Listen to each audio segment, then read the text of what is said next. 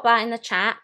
Whilst you're doing that, I just wanted to talk through my ones to watch, the ones I think to keep an eye on, and a couple of thoughts from the last game week, and some people really just to maybe avoid because I was a bit unimpressed. So yeah, first up is Mitrovic. He's 6.5. He had the most shots out of anybody last game week. That's 7 in total. So he is a one to watch for me. He's been in a few videos I've done already. He had, as I said, he had 7 shots. Hopefully you can see this on screen. Let me just check. Yeah, and 3 of those were on target.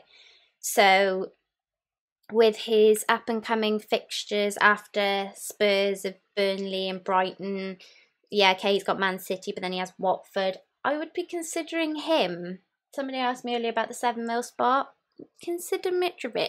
He's definitely a one to watch for me. And then we had Liverpool. Believe it or not, the person who made the most passes this weekend is a 1. That's not James Milner. James Milner. Yes, with his spiky hair. 5.5 million. I think Don's the Liverpool expert. Maybe he can tell you whether he gets the game time, though. I did think of him at the start as that 5 mil person. We all considered him at the beginning of last season because he was changed position to a midfielder in the official game. We didn't really think of him at the beginning of this season, but it'd be really cool if we knew if he was nailed on, because even with that old like head injury thing he had going on, bless him, been in the wars. What's that about? Oh, James Milner. What's he doing to himself? He's still brilliant, wasn't he? That crack on the noggin made no difference. So just whether he stays nailed on, but keep an eye on him. Then a defender I wanted to point out was from Burnley, and it was James Tarkowski. Was in one of my drafts. Another one I'm a little bit frustrated that I didn't listen to myself. Made 15 clearances last game week, and that just happens to be the most out of anybody again. So pretty good defensive duty from old James Tarko. So definitely consider some Burnley defence. We'll have to see how he lines up, how they line up going further forward, whether they'll rotate with having other competitions to think about. Next up on my list of people to keep an eye out for was going to Man United and Mr. Paul Pogba. We discussed him in the last stream. He's 8 mil, nice price range in that middle of the park. You know what? Estimated price change tonight, according to Fix. Could see that happening. He just has so much more freedom with Fred in the middle of the park. He's made the most dribbles of anybody. And as you can see on the screen, he had 2 shots in the game, which doesn't seem like a lot, but both of them were on target. I don't have any Man United cover at the minute.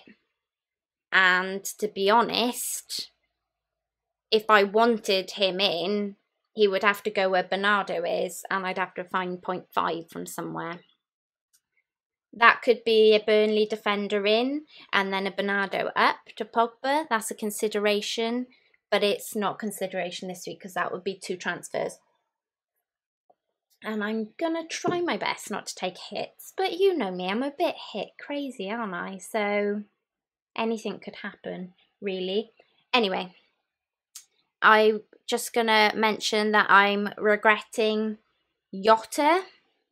And if you're not considering him already, that's not where I want to go, then I think you should be considering, because I am also considering him, if I was to make a transfer this week, and his injury, his calf injury, isn't too bad. I would be considering at 6.5 Richarlison. As I told you guys in the beginning, kicking myself a little bit that Richarlison was where Jota was the last time we streamed and we chatted to each other, and then I swapped him.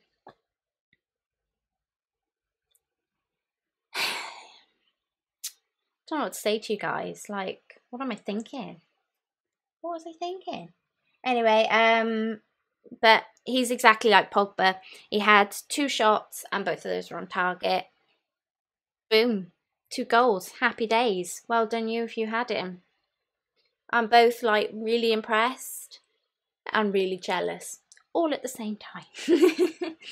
Okay. I've mentioned Neves earlier on. Don pointed him out. He's at the top of the list. I will just show you his stat.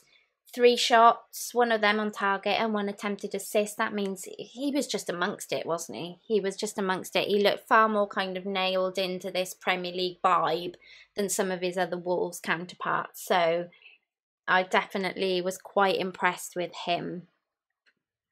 Now moving on to where this conversation started all those minutes ago. Let's take a look at who I'm not so impressed with. And that would be a one Mr. Harold Kane. Sorry, Harry. Yeah. I mean, come on now. 12.5 is a lot of money for 2 shots and neither of them on target. So if you have him, it was one of the highest percentage owned. I think we're lucky if you didn't have him. But I think we got to stay clear until he's on form, don't we? Because seriously, like, it's a lot of, like I said, it's just a lot of money if he's not on form. I mean, we could all have been sat here saying the same about Mane this game week, but yeah. And then the other person that I wanted to mention that didn't impress me, even though I was really looking forward to seeing how they would do, because I give them a bit of a touting pre-season, was Felipe Anderson. Granted, he was up against Liverpool, really tough fixtures. He looked a bit all at sea, didn't he? I felt a bit sorry for him, bless him. He was a bit lost in translation, and I'm just going to keep an eye on him. I'm not saying write him off completely yet. I'm just saying he's a not for now. Maybe not a 7 mil when we've seen so many other 7 mil people do as well as we have.